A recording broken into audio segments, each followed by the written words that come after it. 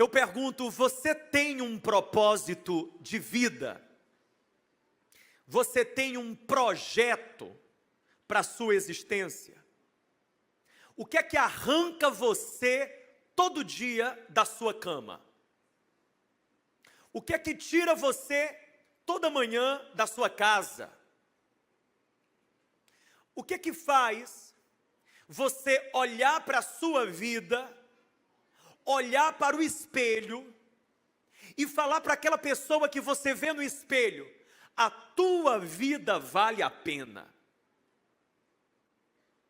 Eu pergunto, se Deus hoje chegasse para você e fizesse a seguinte pergunta: me dê um motivo para eu continuar mantendo você vivo, qual motivo você daria para Deus? Porque você sabe que Deus é o autor da vida. A vida não é acidente, a vida não é sorte, a vida é a autoria de Deus. Quem nasce, nasce por uma autorização do céu. É por isso que tem gente que tenta muito ter filho, faz de tudo, todos os recursos médicos, e muitas vezes não consegue. E tem gente que escapuliu, pariu. Ah, eu não fui planejado na terra, mas você foi projetado pelo céu.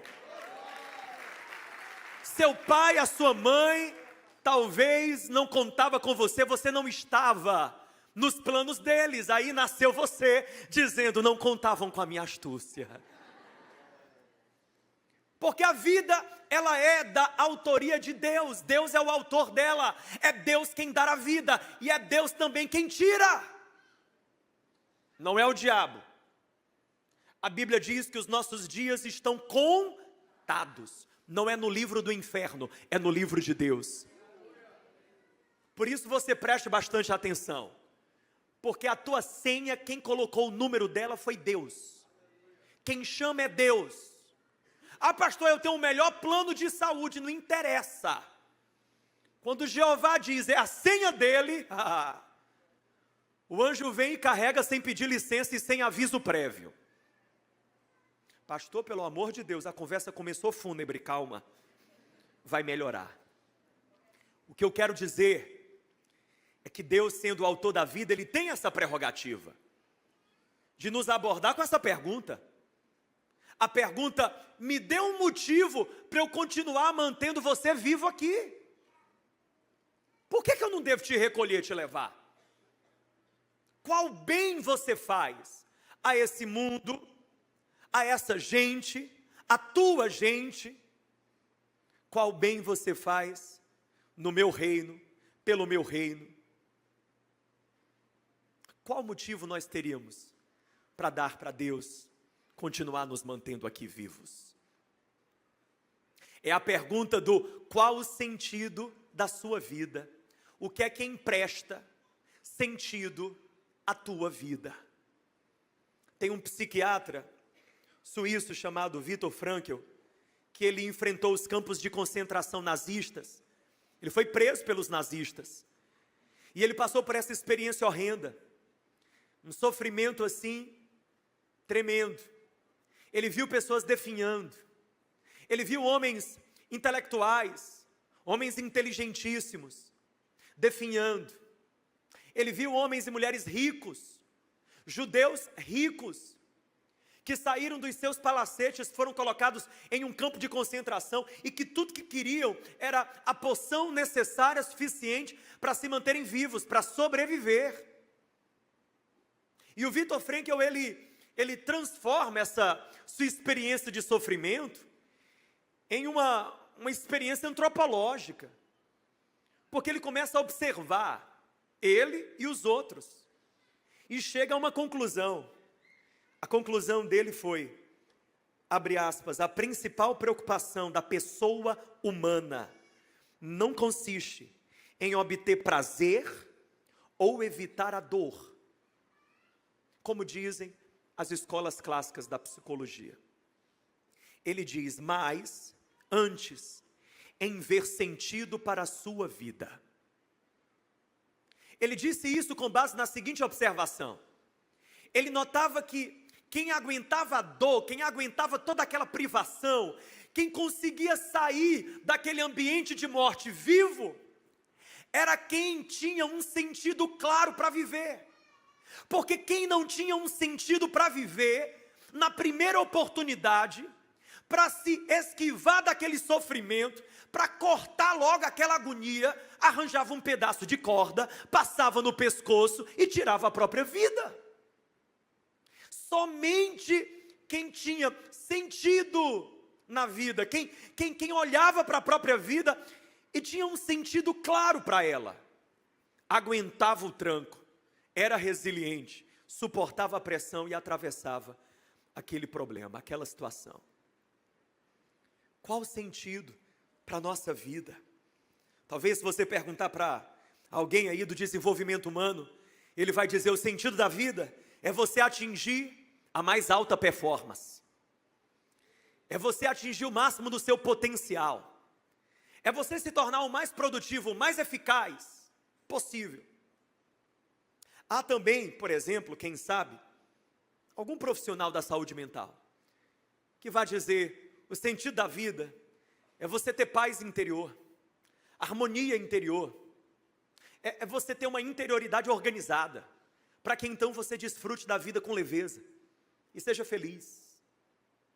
Há quem diga, por exemplo, que o sentido da vida, as religiões orientais vão falar, é você atingir um estado de iluminação, atingir um nirvana, você se recolher para um monte distante, meditar, até então você virar luz. Tem alguém que talvez vá dizer, um influencer vai dizer, o sentido da vida é viralizar. Se você perguntar para um materialista é alguém que resume a vida em coisas.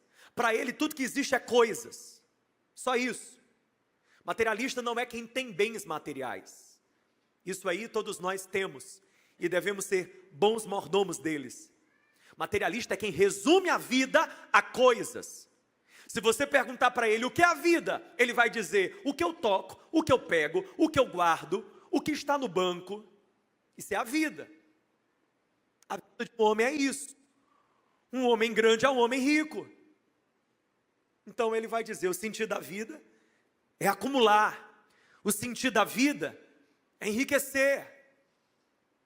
Se você perguntar para um hedonista, alguém que cultua o prazer, alguém que vive na lógica do carpe diem, aproveite o dia, ele vai dizer, o sentido da vida é aproveitar, porque eu não sei o dia de amanhã, eu não sei, é melhor aproveitar e viver nessa de deixa a vida me levar, a vida me leva, leva eu. Se você perguntasse para os gregos antigos, para os estoicos, por exemplo, eles diriam que o sentido da vida é uma tal de apatheia, uma expressão grega, apatheia, de onde vem a palavra apatia, que significa indiferença. Para eles, o sentido da vida, o ápice, o clímax, a pessoa que chegava no topo do desenvolvimento humano, era alguém que adquiria essa capacidade, a capacidade de ser indiferente a tudo. Ao problema, à dor, alguém morreu, não chora. Ganhou na Mega Sena, também não grita. Indiferente a tudo, inabalável, faz cara de paisagem para tudo. Para eles, era esse o ápice. Mas vem Jesus, e Jesus diz algo totalmente diferente. Lucas, capítulo 9, versículo 24. Jesus vai lançar uma luz sobre qual o verdadeiro sentido da vida. Ele vai dizer assim, abre aspas, eu leio na NTLH. Pois quem põe os seus próprios interesses em primeiro lugar, nunca terá a vida verdadeira.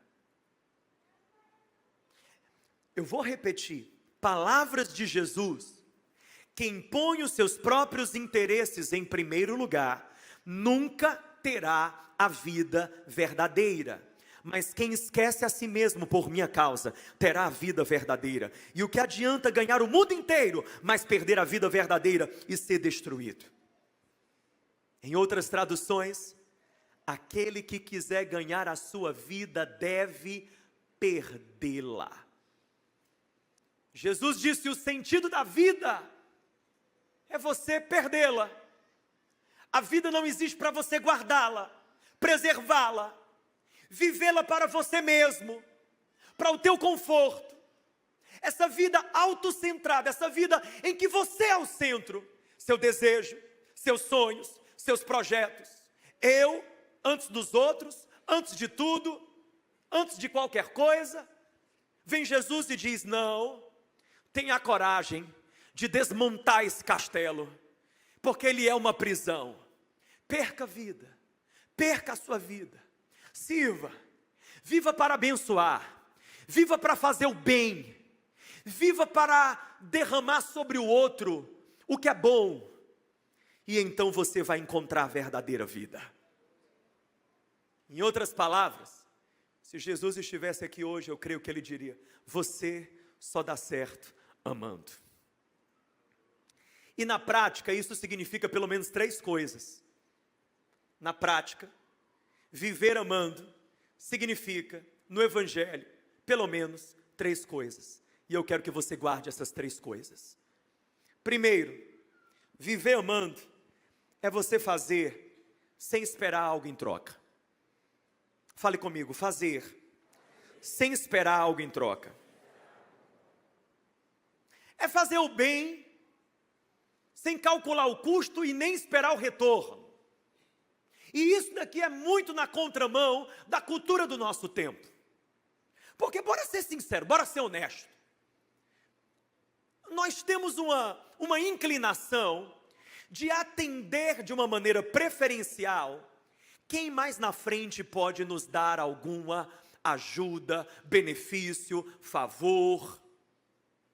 Escute, no nosso mundo, o que é entronizado, divinizado, é o poder, o dinheiro e a fama. É quem tem, é quem pode, é quem é conhecido.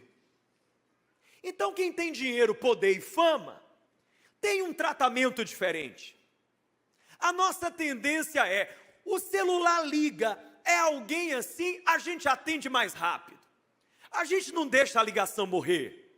Porque no fundo, há uma expectativa. Mas na frente pode ser que eu precise. E quando eu precisar, eu quero ligar e eu quero que ele me atenda também. Então é melhor eu atender ele logo. A gente não fala assim de maneira escancarada, mas é a verdade.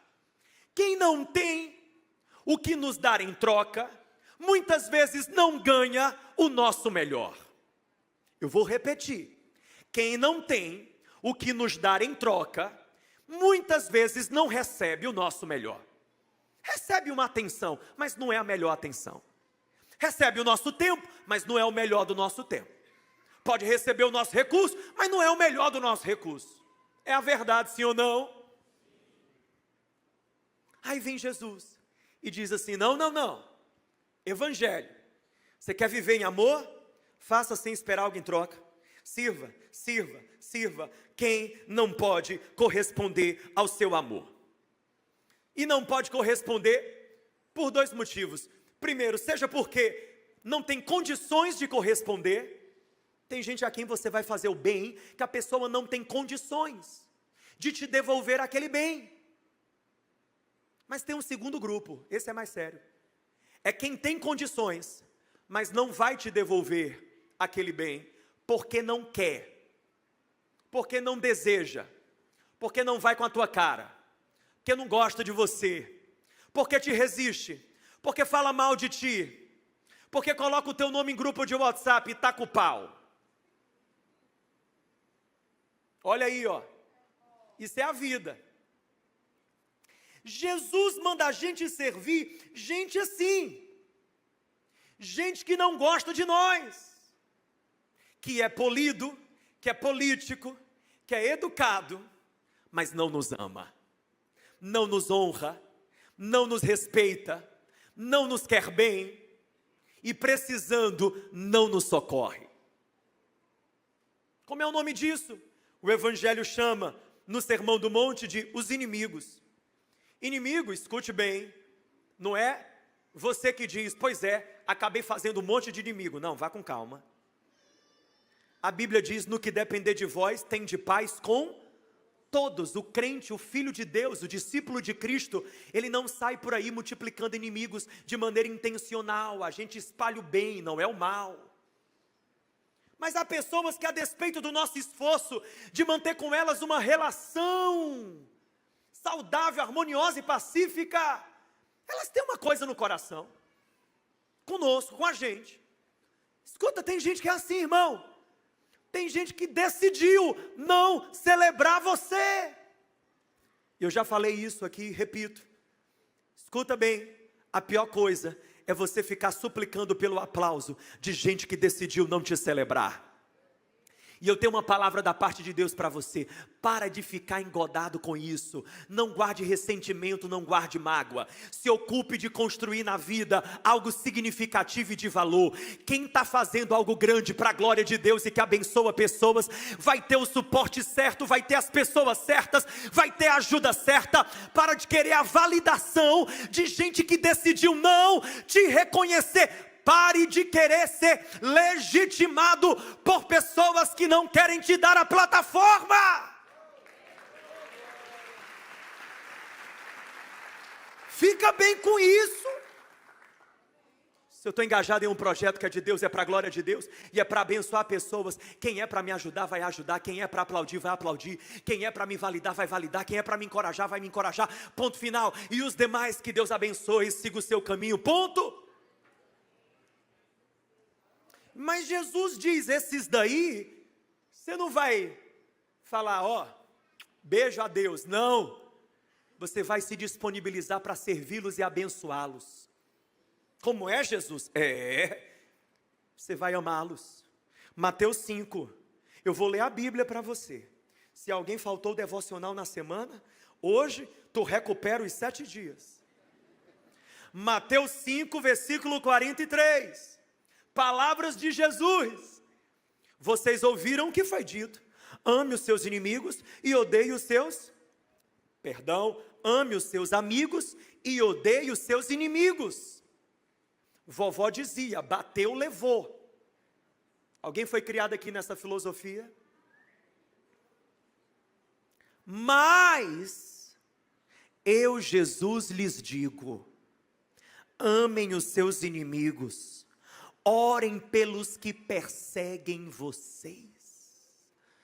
Orem por aqueles que estão tentando um jeito de puxar o teu tapete, fazer tua fita ficar feia na frente do chefe. Orem por aqueles que tentam de todas as formas te descredibilizar. Ore por aqueles que espalham calúnias ao teu respeito. Ore por aqueles que nem se informam, nem se interam dos fatos e já vão desconstruindo tua reputação. Ore por eles. Ore por eles. Tem alguém aí passando uma opressão.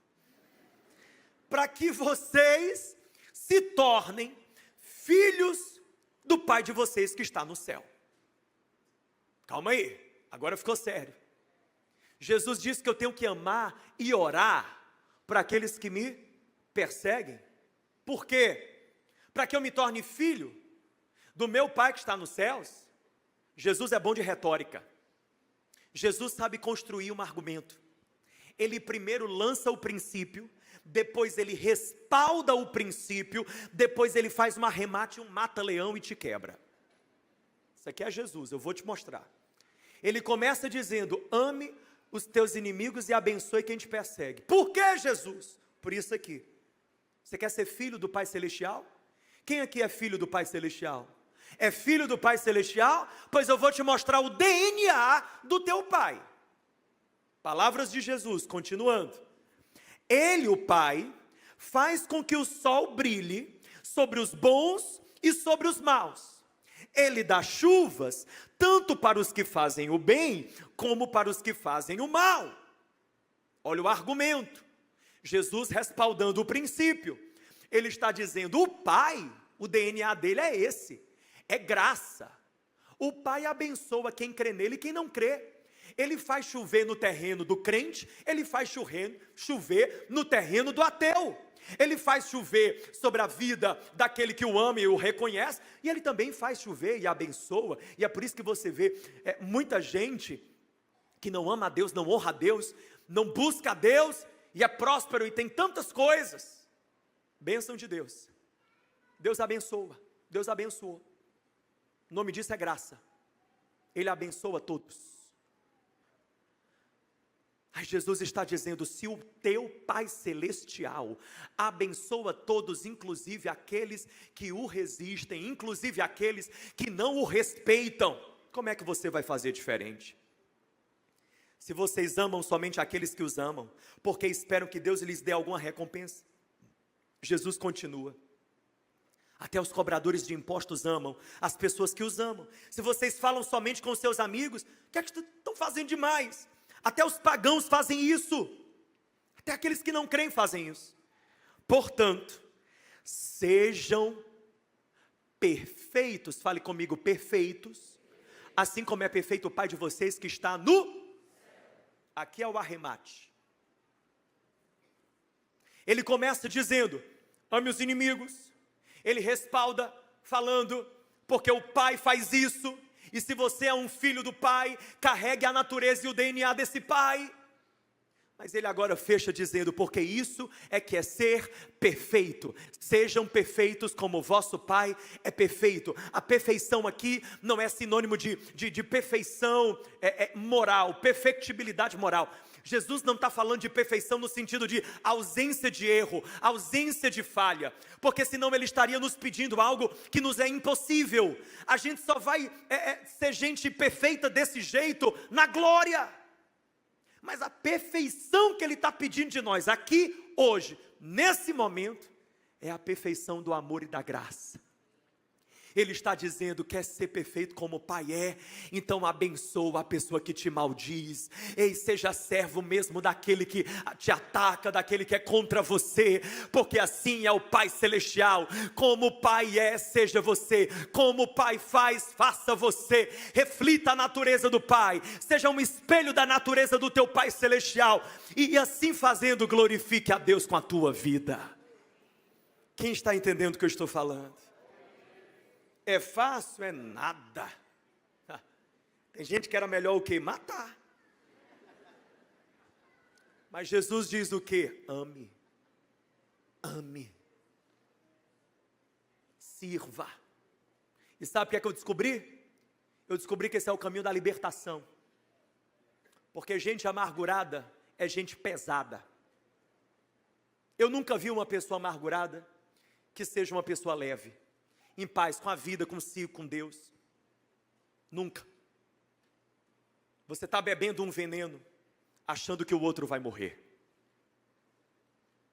Nunca vi uma pessoa que guarda ressentimento, e que, como se não bastasse, ainda fica na espera de uma oportunidade para se vingar. Tem projetinhos de vingança, elaborados no coração. E que ao mesmo tempo seja feliz, não tem como. E ao mesmo tempo tenha paz, não tem como. Gente amargurada você conhece pelo rosto, pela cara. Não tem como. Pode colocar o botox que for, continua feio. Pode fazer a plástica que for, estica para cá, estica para lá. Meu irmão, a unção da Hebe Camargo pode vir sobre a tua vida. Não tem como não.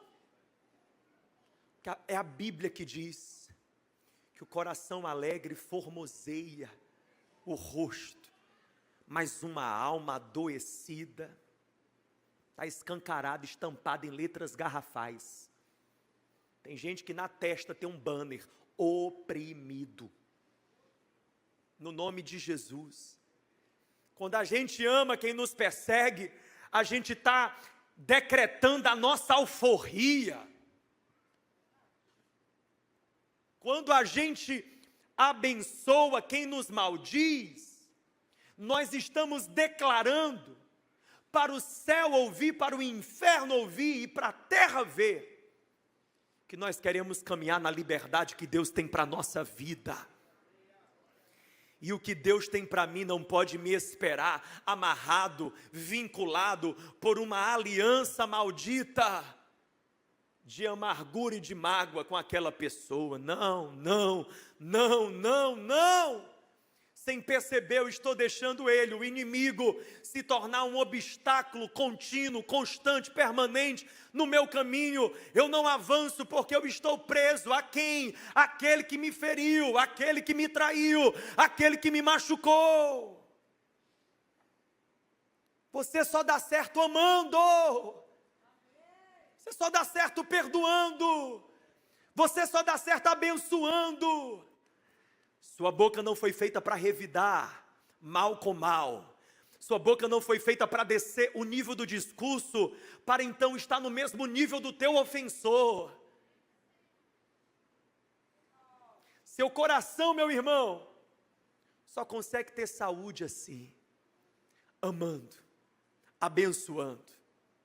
É isso. Essa é a vitória sobre as feridas da alma. Eu só dou certo amando, você também. Sabe, a segunda forma de viver na prática, em amor, está aqui no Evangelho. É investindo naquilo que é eterno.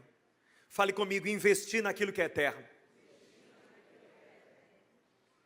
Ponha para mim Mateus capítulo 6, eu estou ainda no Sermão do Monte. Palavras de Jesus, falei para você. Leitura bíblica vai ficar em dia.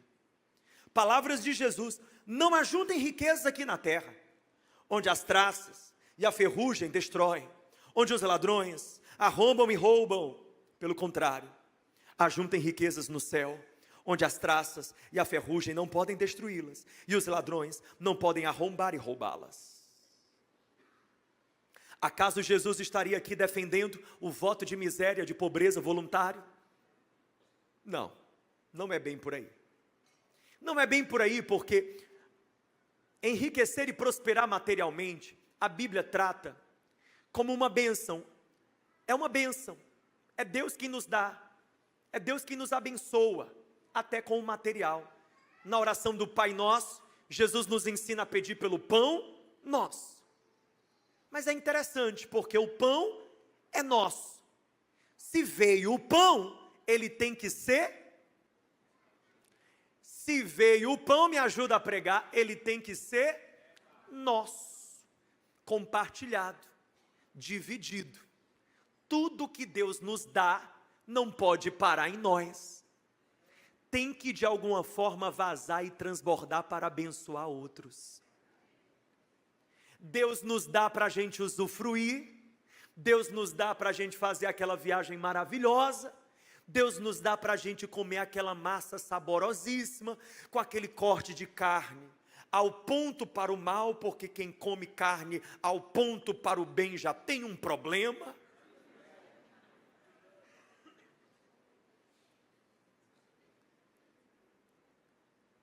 Você pode desfrutar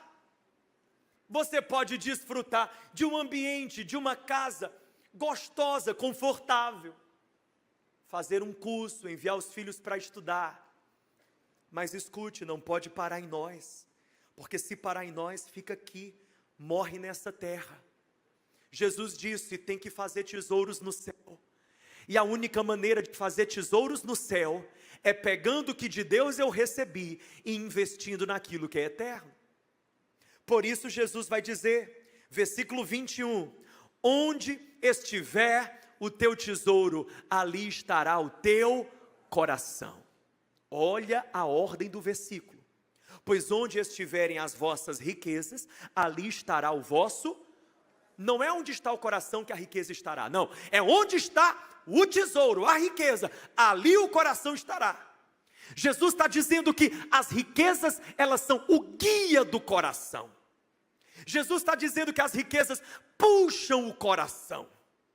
Para onde a riqueza vai, o coração vai atrás. O coração olha para a riqueza e diz, diga aonde você vai que eu vou varrendo. O irmão já lembrou do tempo, hein? Olha para cá. Presta atenção nisso aqui, isso é poderoso demais. Porque se eu quero colocar meu coração no reino, naquilo que louva a Deus, naquilo que abençoa pessoas, então um passo essencial e fundamental é investir nisso. Porque para onde vai o meu investimento, vai o meu coração. Você reloca o coração, realocando as riquezas. Quanto mais você abençoar pessoas, mais o teu coração vai se voltar para pessoas. Quanto mais você abençoar o reino, mais o teu coração vai se voltar para o reino. Quanto mais você investir naquilo que é de Deus, mais teu coração vai se voltando para aquilo que é de Deus. Deixa eu te falar uma coisa aqui, ó. Uma verdade que você vai concordar. A verdade é, a gente não sente falta daquilo que nós doamos. A gente sente falta daquilo que a gente perde, ou raiva quando a gente perde alguma coisa, sim ou não? E quando é você mesmo que perdeu, ninguém perdeu, você. Aí só tem você para culpar, você se culpa, aí pronto. A gente sente falta daquilo que quebra, a gente sente falta daquilo que queima, mas a gente não sente falta daquilo que nós doamos. Tem coisas que você doou, tem generosidades que você exerceu, tem pessoas que você abençoou que você nem lembra. Você não lembra, mas a pessoa nunca esquece. A gente sente falta. A gente sente falta daquilo que tiram da gente, daquilo que roubam da gente. O celular quando é levado. A gente sente falta daquilo que alguém leva. Tem gente aqui até hoje chorando por coisas que pessoas levaram de você. Aquilo que pessoas carregaram, clientes que levaram de você, projetos que levaram de você, sonhos que levaram de você. A gente custa para se curar disso, mas aquilo que a gente abençoa, nunca sentimos falta. E como se não bastasse, nunca teremos a falta por causa daquilo que demos. Porque a Bíblia diz que Deus é poderoso para multiplicar a semente na vida daquele que semeia. E quando você abençoa, você se torna parceiro com Deus. Quando você abençoa, você está dizendo: é Deus o meu provedor, é Deus o meu sustentador, é Deus o meu cuidador, é Deus que me dá tudo que eu tenho. Bora falar a verdade, por que a gente não investe mais naquilo que é eterno? Por dois motivos. Primeiro motivo, avareza. Apego. Apego ao que temos. A Bíblia chama de avareza. Avareza é quando o bolso se torna o nosso dono, o nosso senhor. Agora, avareza é difícil a gente identificar que tem. Eu nunca vi alguém chegar assim no final do culto, falar: pastor, eu peço oração. Pelo quê, meu irmão? Para que Deus tire a avareza da minha vida. É um pecado bem pequenininho, sorrateiro. A avareza tem muitas maquiagens. Se disfarça, tem muitos disfarces. Por exemplo, vem disfarçado às vezes de prudência. A gente diz: não, sou avarento não, só sou seguro. Atravessa o Rio Jordão com um sorrisal. Sou seguro. A gente diz: eu sou prudente, eu sou planejado, etc, etc. Tudo narrativa, tudo historinha, que a gente fala para nós mesmos, desculpas que nós damos para nós mesmos, porque a gente não quer abrir a boca e falar: Deus, eu tenho um apego àquilo que eu tenho. Eu tenho apego, eu sou apegado. Aquilo que eu tenho exerce um poder sobre mim. Aquilo que eu tenho se tornou mamon. É uma potestade, é uma coisa com atributo de pessoa. Na Bíblia, no Novo Testamento, existe esse conceito de potestade. Potestade é coisa com atributo de pessoa. O dinheiro é uma coisa, mas o dinheiro fala, seduz, domina, controla, manipula, alegra, entristece. Então, é coisa com atributo de pessoa. É uma potestade. Tem poder sobre mim, mas eu não consigo reconhecer. Porque quando eu tenho, eu me acho caro. Quando eu não tenho, eu nem durmo bem. Cabeça fica bom. Não tenho paz. Então é o dono da minha paz. Avareza, controle, apego. E o segundo motivo é porque nós temos medo.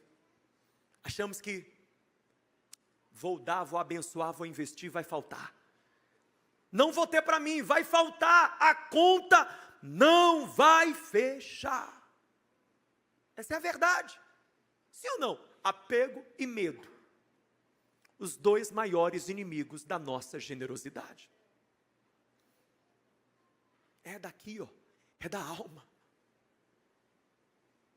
Coisa boa é quando nós temos experiências de generosidade.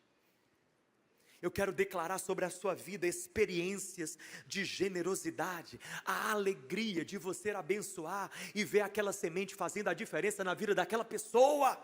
Você vê o sorriso de alguém que é abençoado através de você, isso é maravilhoso, meu irmão, é poderoso demais. E se Deus me abençoar e houver uma colheita em resposta, louvado seja Deus. Mas ainda que Deus não me desse uma colheita como Ele costuma dar, está tudo certo, porque a recompensa de fazer o bem é tê-lo feito.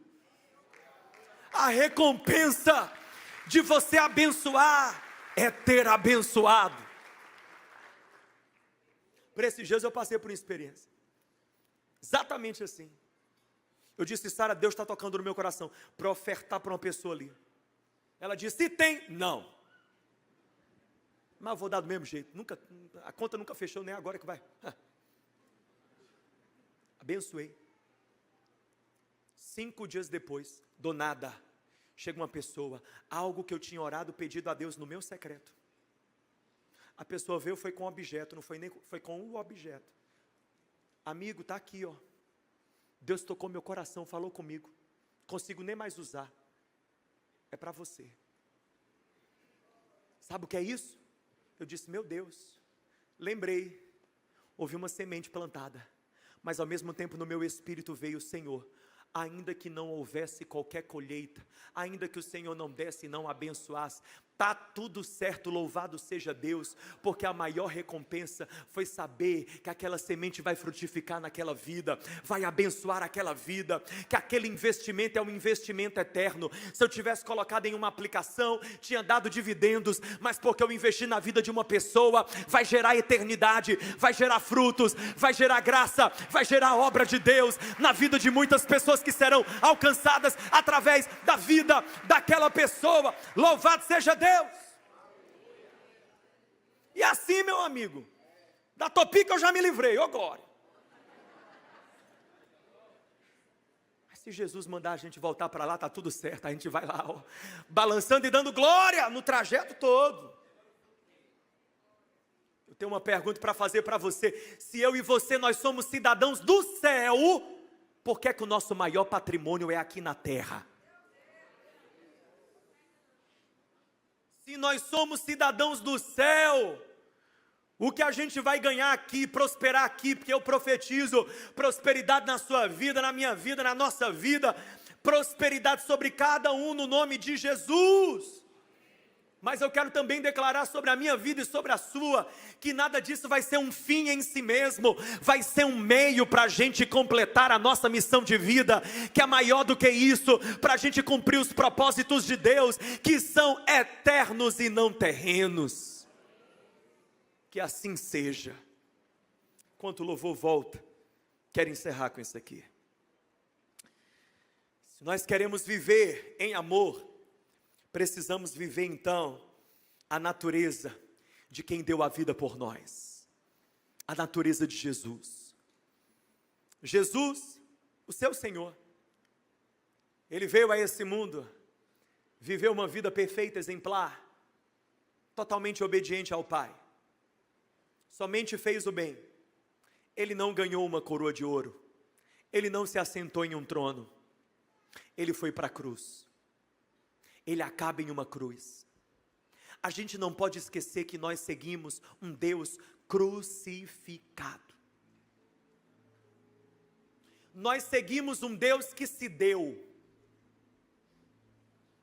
E ao se dar por nós, estabeleceu uma referência que deve nortear as nossas vidas. A vida só dá certo e só faz sentido dando, compartilhando, se doando. 1 de João 3, versículo 16. Sabemos o que é o amor por causa disto. Cristo deu a sua vida por nós. Fale bem forte, Cristo deu. Mais uma vez, Cristo deu. Eu não posso seguir um Cristo que deu, sem também eu. Cristo deu sua vida por nós, por isso nós também devemos dar a nossa vida pelos nossos irmãos. O nosso modelo é a cruz. O nosso chamado é para uma vida cruciforme, na forma da cruz.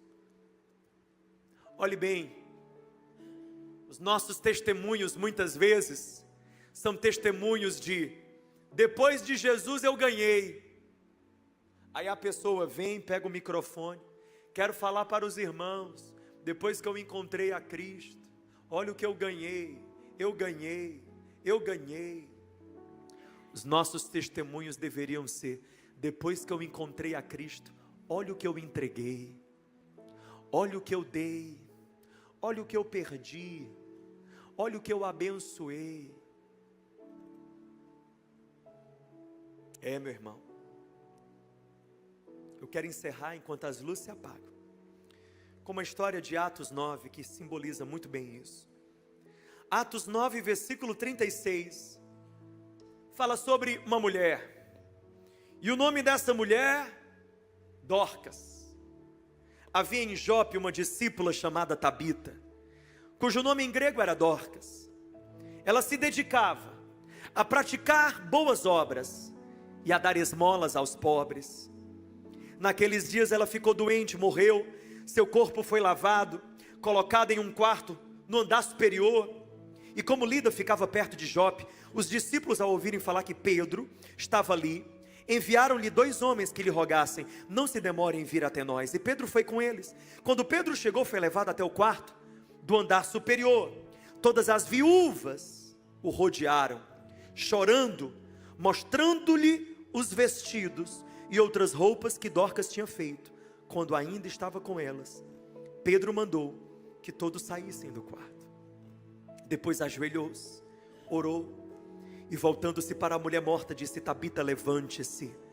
Dorcas abriu os olhos e, ao ver Pedro, sentou-se. Tomando-a pela mão, ajudou-a a pôr-se em pé. Então, chamando os santos e as viúvas, apresentou-a viva. Dorcas, a Bíblia descreve ela como uma mulher que fazia o bem. Ela vivia para praticar o bem, para dar, para investir no que era eterno. A Bíblia diz aqui que ela costurava para ajudar as viúvas, um grupo que sofria uma forte vulnerabilidade social, econômica. Dorcas ajudava as viúvas costurando. Dorcas usava o talento que ela tinha, o dom que ela tinha, não apenas para ela. Provavelmente ela tinha um negócio, ela tinha uma costura, uma confecção, ela era próspera, Deus tinha dado a ela esse dom, saúde, capacidade, condições, oportunidade. Ela desfrutava, ela tinha para ela tinha para a casa dela. Mas a Bíblia diz que ela não parava aí, ela fazia mais, ela transbordava na vida de outros. Mas chega o dia que ela fica doente e ela morre. E quando ela morre, as pessoas vão atrás de Pedro para ressuscitá-la, porque as pessoas não conseguiam imaginar uma vida sem Dorcas. As pessoas não conseguiam imaginar um mundo sem Dorcas. Elas se incomodavam com a simples ideia de Dorcas não estar mais ali. Se aquele pedaço de luz, de vida que era Dorcas, não estivesse mais no meio deles, quão escuro ficaria o ambiente, a vida. Elas vão atrás de Pedro, elas querem a ressurreição de Dorcas, elas clamam por aquele milagre, elas suplicam por aquilo. Pedro vai, sobe no quarto em que o corpo estava, ora pelo corpo, Deus ressuscita. Dorcas é uma parábola, não apenas uma história, mas uma parábola. Dorcas é a parábola da vida que vence a morte. O único tipo de vida que vence a morte é a vida vivida para abençoar o outro. A única vida que é verdadeiramente eterna, a única vida que a morte não pode tragar, a única vida que a morte não pode pôr um ponto final, é a vida vivida para abençoar, para ajudar, para semear sobre o outro. Eu fico pensando, se chegasse o meu dia ou o seu, se teria gente dizendo para Deus: Senhor, não leva ele, não leva ele, Senhor, porque ele faz tanto bem.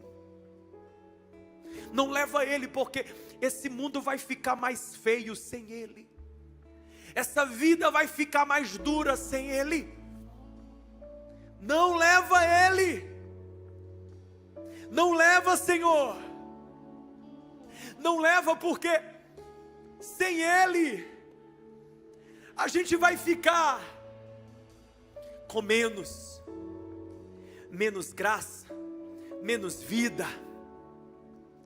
Não leva, ele faz mais bem aqui vivo do que aí contigo. Eu fico pensando nisso, em uma vida que tem tanto sentido, em uma vida que é tão marcada pelo amor e pelo caminho do servir, que não somos nós, mas são os outros que dão para Deus motivos para nos manter aqui nessa terra. Eu comecei perguntando: se Deus hoje perguntasse para você, por que devo te manter vivo? O que você diria para Ele? Mas hoje, eu encerro a mensagem fazendo outra pergunta. A pergunta seria: se Deus perguntasse para as pessoas à sua volta, por que é que eu devo manter Ele vivo? O que é que elas diriam?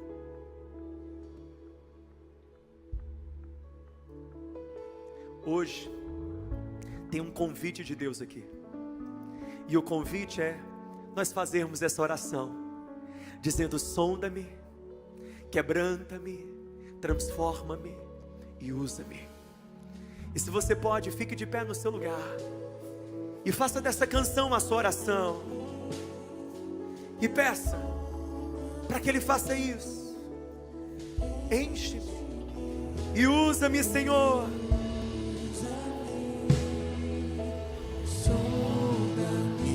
Levante as suas mãos e cante isso. Transforma-me. Diga: enche-me. Feche os seus olhos, erga as suas mãos.